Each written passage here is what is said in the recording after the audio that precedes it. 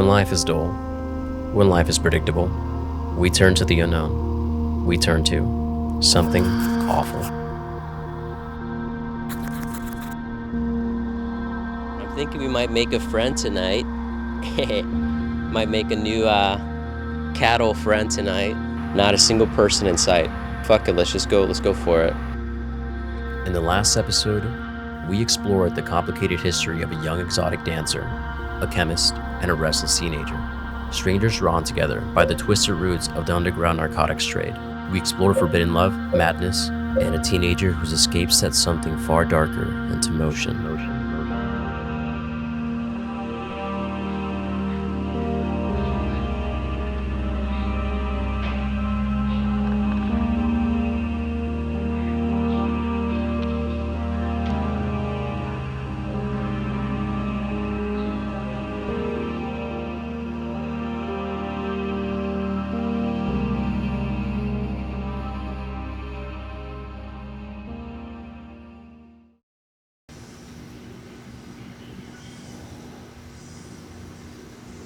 Before we begin, if you haven't already, I highly recommend watching the first video of this series. But if you have, and you're here for the next chapter, here's a quick recap of what's happened so far.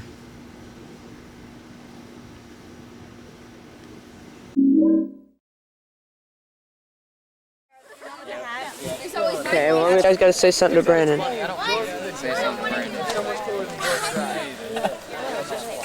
Something to Brandon. Come on. It's his birthday. Hey, happy birthday, man. Did you bring him anything? Yeah. What'd you bring him? $10. Good for you. Brendan Andres Green is an 18-year-old local drug dealer in the Tulsa area. One day, he crosses paths with an unlikely pair, Krystle Cole and Gordon Todd Skinner, an odd pair who were also involved in the black market trade but on a much greater scale. Despite a rocky start, the three begin working together in the illegal drug trade. Eventually, a romantic relationship sparks between Krystle and Brandon, something that at the time seemed to have Todd's approval. But beneath the surface, Todd was harboring a deep, growing resentment. You see, Todd and Krystle were involved in a polyamorous relationship, something that Brandon was not fully aware of. Although Todd gave Brandon approval to date Krystle, he began to grow resentful of Brandon. Todd's jealousy turned into rage, and that rage set a malicious plan into motion.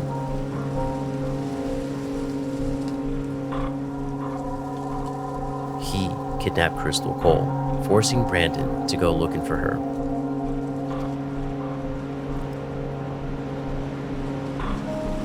And that's where the story picks up.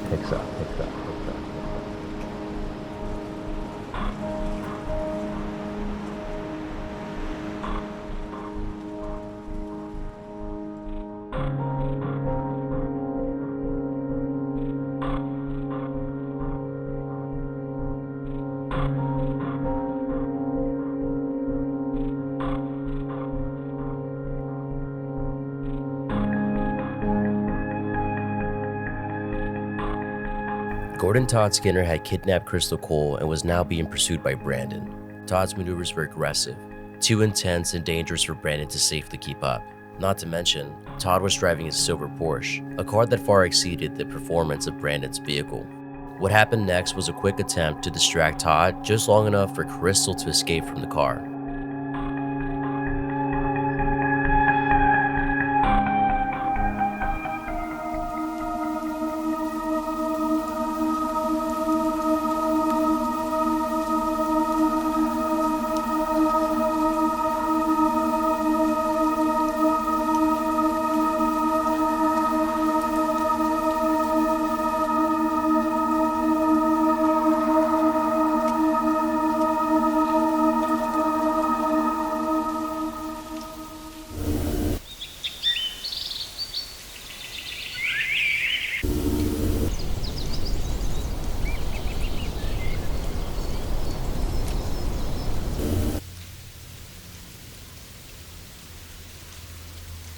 We can talk about where we last left off. I mean, last time we spoke, Jesus Christ, I was like, what, like 6 months ago? It felt like a half a year ago. Yeah, felt like 6 months ago. Where we last left off was whenever we were talking about Krystle tricking Todd that to get her into, you know, get her some like aspirin or whatever for her headache, find a way to get out of there?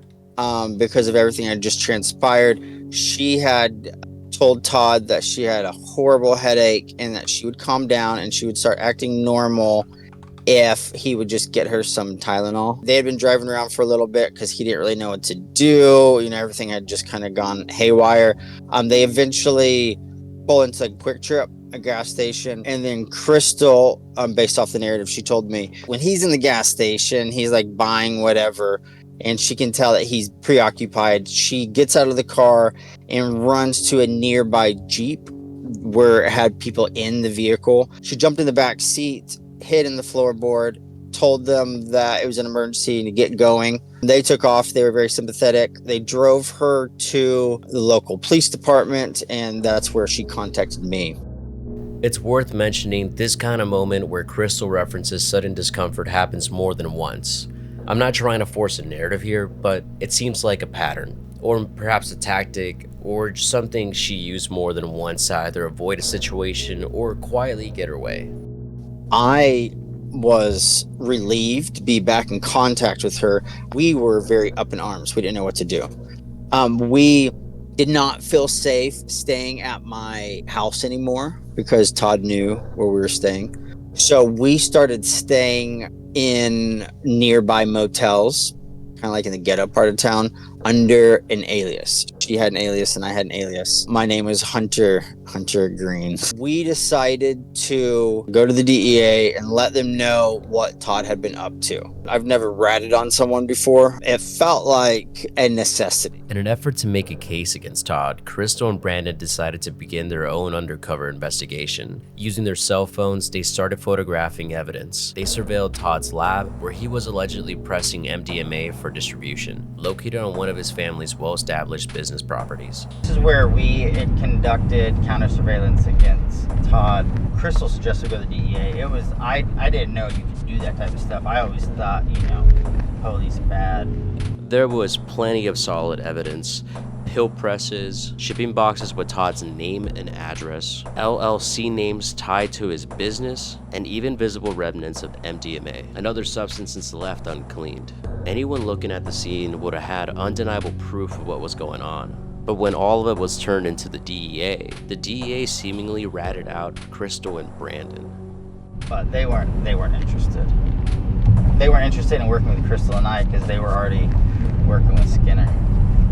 It felt like almost immediately Todd called Krystle. This is my regurgitation of what he was saying. Dang girl, you sure messed up. This will come up later in its own dedicated segment, but for now, it's worth saying Todd seemed to be in cahoots with the DEA, which, is kind of wild. That's when things start to spiral into territory I didn't originally plan to expose in this documentary. Territory involving MK Ultra, deep state networks, and possibly even cult activity. Brandon and Krystle eventually filed a restraining order against Todd, which wasn't great news for him. At the time, he was testifying in the case of William Leonard Picard, where the DEA claimed the two had been partners producing 90% of the world's LSD, and Todd was granted immunity for testifying against his partner, Leonard Picard. Somehow, despite all of this, Krystle was still negotiating with Todd during this time, and she ended up receiving half a kilo of MDMA, all dissolved in an Everclear bottle. Krystle had back-channeled with him and had negotiated payment. He gave us a half kilo of MDMA in a Everclear bottle. Sealed, legit. They told me, do not drink this. They said don't even take a shot of it, you'll die. It's not something you drink. It became very clear to Brandon and Krystle that Oklahoma DEA was not on their side. They began hopping from cheap motel to cheap motel, eventually heading north into Kansas. Krystle had a contact there with a federal title, but even that didn't offer them the help they were hoping for. They were out of options, surrounded by paranoia. Brandon was reportedly under active investigation by both local Tulsa police and the DEA. Fearing for their safety, they contacted their one remaining trusted connection and informed them they were about to go dark, ditching their phones and skipping town to Las Vegas.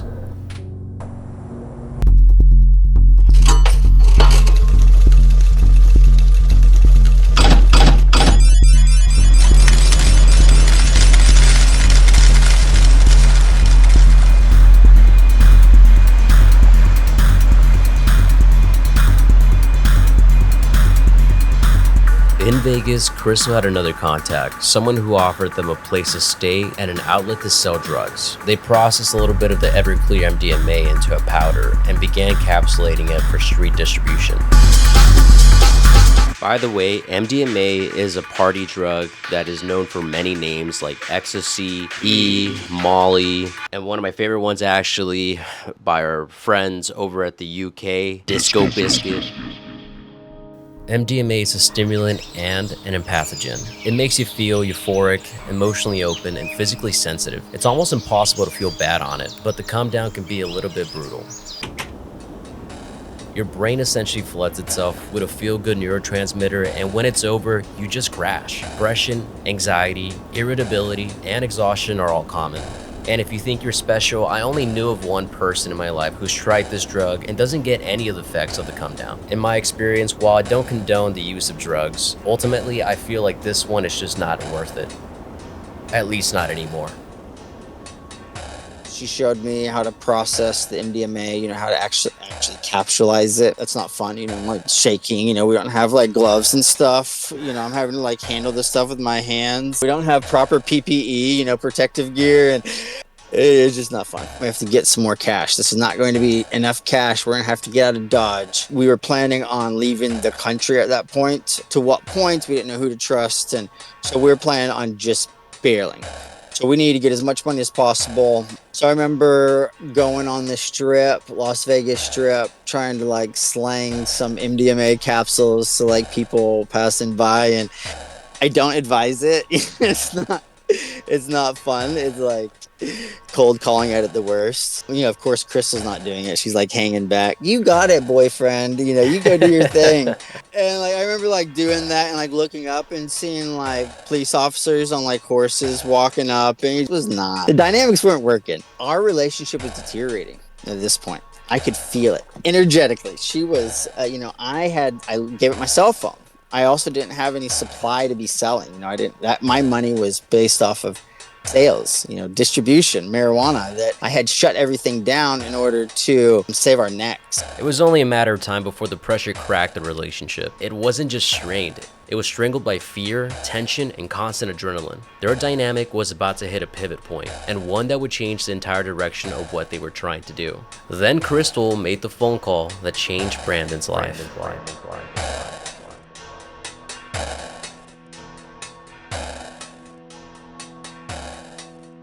Certain point it became obvious that she's talking to Todd, like the one that we're on the lam, like hiding from, like on the run from. Like if it wasn't for Todd, I would have been in school. Like I had stuff to be doing, but she at a certain point is like bawling, like on the payphone on the side of this gas station, like on her knees, like talking like this. The sun's starting to set, and eventually she wraps up the call, gets back in the car. It was awkward, as you can imagine.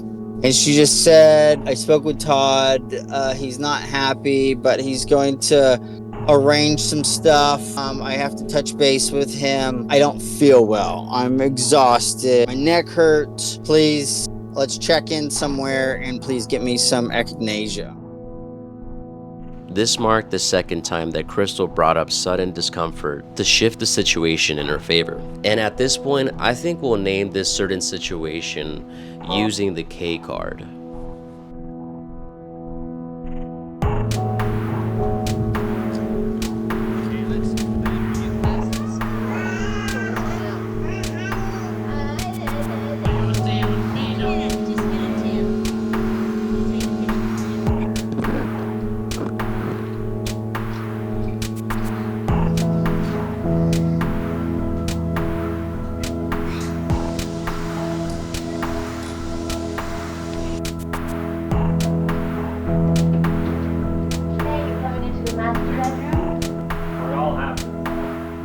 Yeah? What's that, Mark?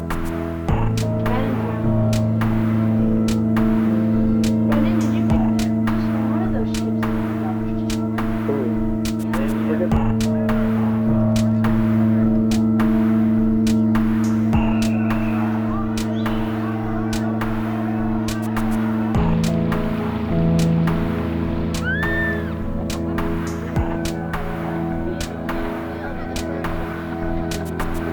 is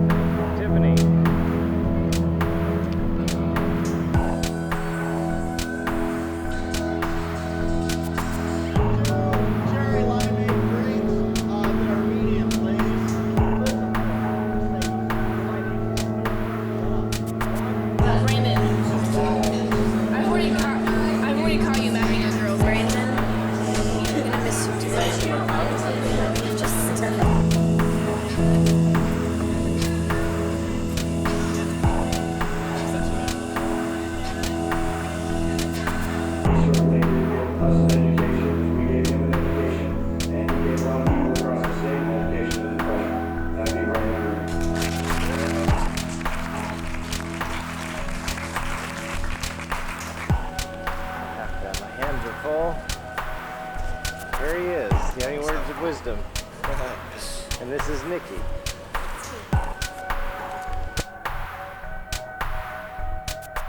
She gives me instructions on where to go to get this echinacea, and of course it's across town.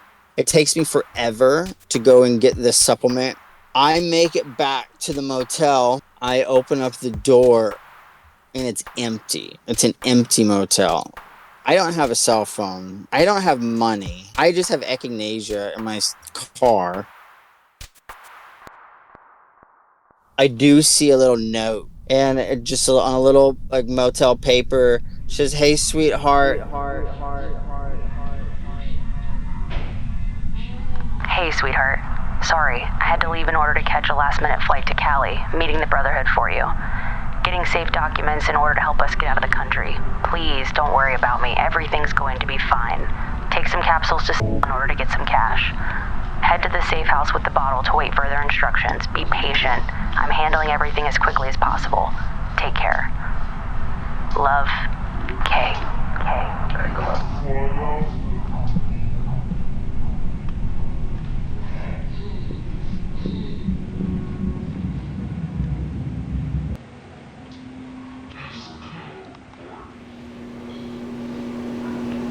I think it's time to get spooky.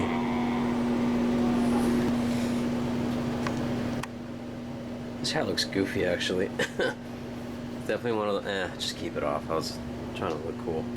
My little fanny pack. That's where I put my cameras now. We're gonna go out there and have some cool little filming sessions. It'll be sick.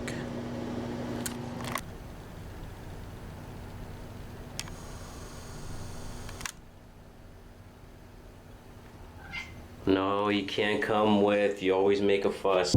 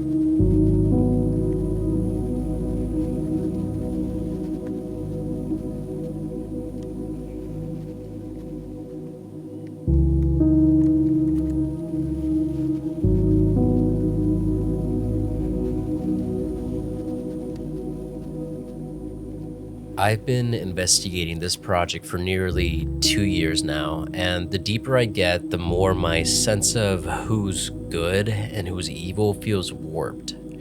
It's easy to say that Brandon should have stayed in school and, well, away from narcotics, but of course, life is never that simple. In our private talks, he opened up about his secret life, and once you understand that, it's not hard to see why he turned out the way that he did, both as a teenager and as who he is today as an adult. For those reasons, I feel compelled to approach Krystle with the same honesty. Throughout this documentary, you'll see me being both critical of her and sympathetic. I want to give you that context up front and also challenge you as in the viewer, so you can form your own opinions about every member of this story. When I asked Brandon about his knowledge about Krystle and Todd's relationships, here's what he had to tell me. I think it sheds light on the dynamics between them and gives you a clearer sense of their nature together.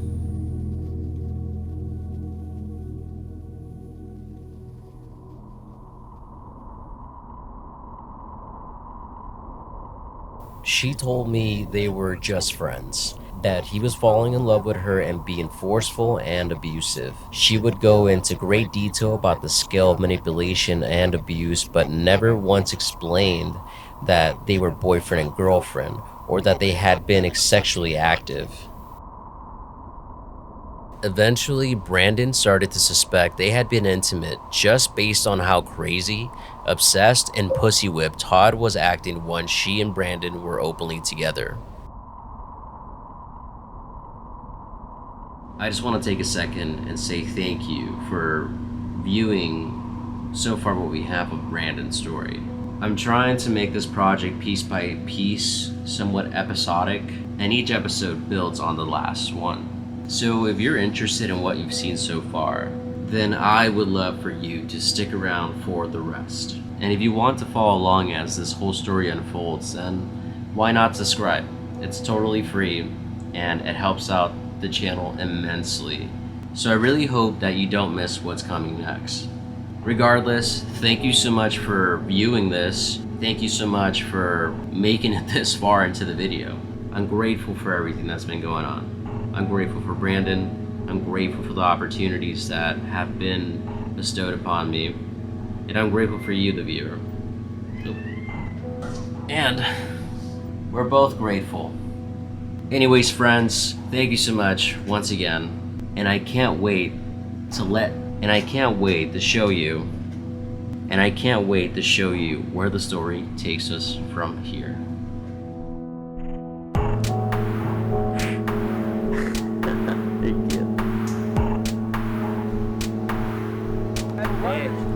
Hey, old timer, look at this shit. I bought her on eBay. You grab that shit, dude. Nice. What is that, 105? Verga. Look at this shit, hold on. Thanks, Freddie. Even the birthday party, the birthday boy's not even fucking here, so. Salud. Hey, we gotta do it all over again. It says my videotape is dirty. I gotta clean the head real quick. Blow that shit, motherfucker. Blow that shit.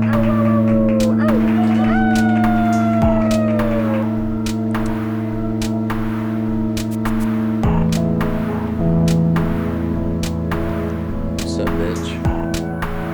Thank you for watching Something Awful.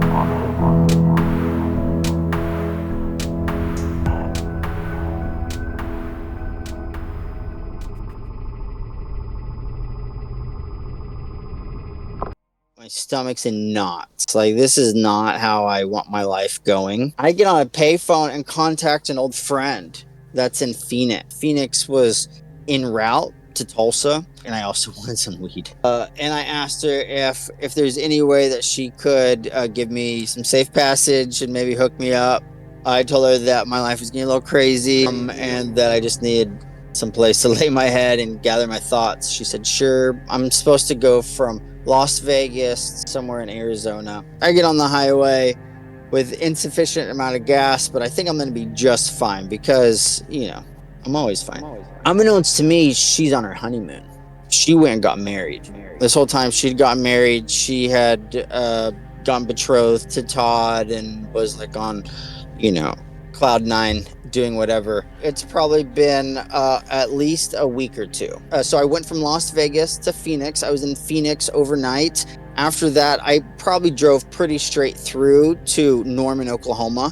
I'm not patient. I eventually just want to be with my girl and I want to be home in our ghetto roach infested apartment. I just can't handle it anymore. I go stir crazy. I drive to Tulsa, let's say 2 o'clock in the morning, 4 o'clock in the morning, real early in the morning, pitch black outside. From the parking lot, I remember pulling up and seeing the front door to the apartment being wide open, which is alarming because no one should be there. I don't know where Krystle is. She's being really vague, but she's not there because we don't have air conditioning. And it's super hot. And it's real ghetto. There's roaches everywhere. It's so bad. I assume a crackhead, you know, had broken in. I quickly go up there to find Krystle on the floor. I walk in and she's off to the left on the ground, crying in a fetal position.